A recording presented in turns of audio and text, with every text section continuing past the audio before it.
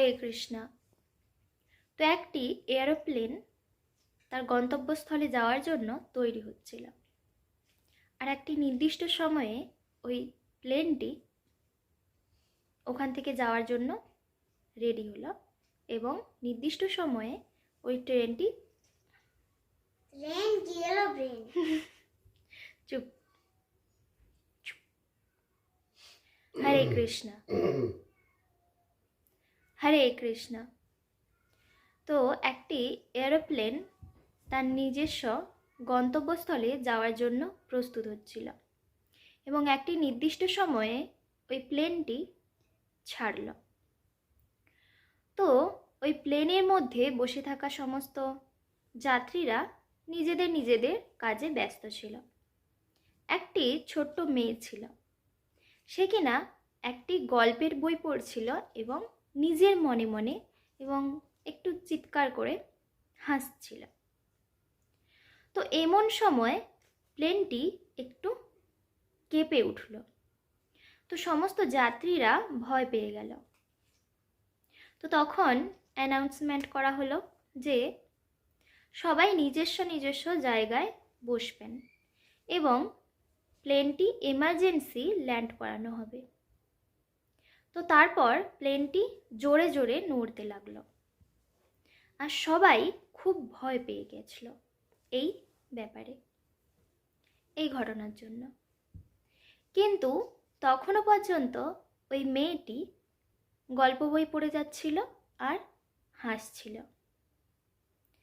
তো ধীরে ধীরে প্লেনটি খুব জোরে জোরে নড়তে লাগছিল, আর সবাই চিৎকার করার চেষ্টা করছিল, কিন্তু চিৎকারও করতে পারছিল না, আর ভয় পাচ্ছিল খুব। তো কিছুক্ষণ পর প্লেনটি ল্যান্ড করলো। তো সবাই তখন একটি দীর্ঘ নিঃশ্বাস ছাড়ল।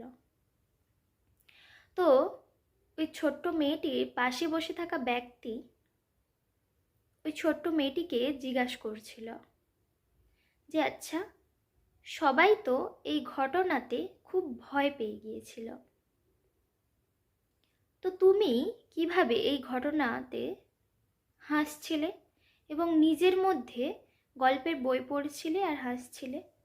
তুমি ভয় পাওনি? ওই ছোট্ট মেয়েটিকে জিজ্ঞেস করলো।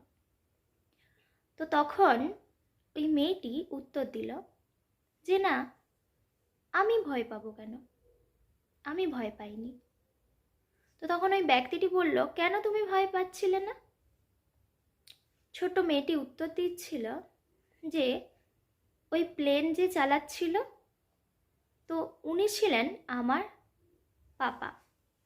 তো আমি খুব ভালোভাবেই জানতাম যে আমার পাপা কারো কথাই না ভাবুক না কেন, কিন্তু তিনি সবসময় চাইবেন তেনার সন্তান যেন খুব সুরক্ষিত থাকে। তো আমি জানতাম আমার পাপা আমাকে সুরক্ষা প্রদান করবে এবং আমাকে ঠিকভাবে আমার বাড়ি পৌঁছাবে। তো তাই আমি ভয় করিনি। তো এই কাহিনী থেকে খুব সুন্দরভাবে আমাদের শিক্ষা নেওয়া উচিত।